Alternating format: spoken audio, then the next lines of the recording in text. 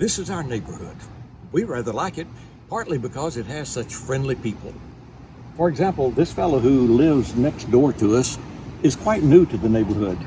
He and his two sons have only been here for, 2 or 3 months.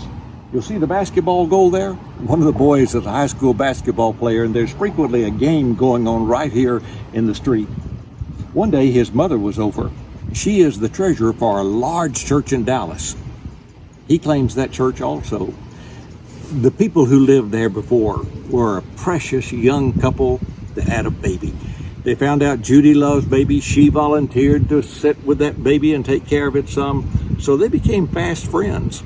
And though they've moved over into Keller, they recently invited us to come over there and take care of the baby.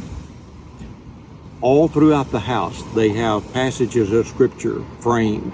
They're very religious. We've talked to them about the church that they go to, and they are quite involved. Move to the next house, the 2-story there.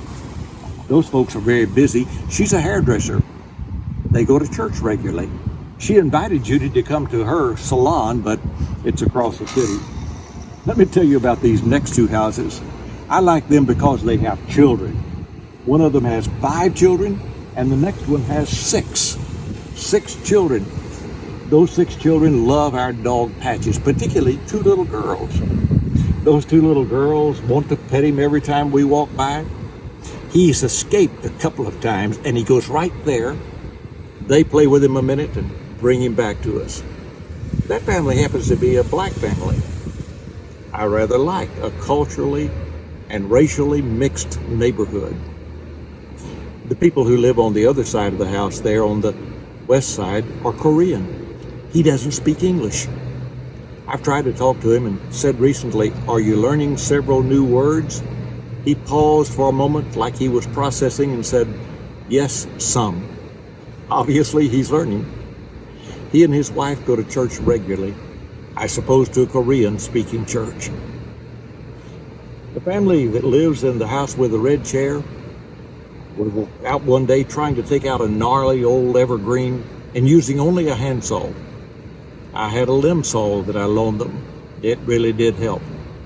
The fellow next door to me talks to me about how to get rid of Texas winter grass. You see, we help one another. We're friends. I'm reminded of a poem by Sam Foss. Foss said, "Let me live in a house by the side of the road where the race of men go by. The men who are bad, the men who are good and as bad as I. I'll not sit in the scorner's seat, nor hurl the cynic's ban. Let me live in a house by the side of the road and be a friend to man."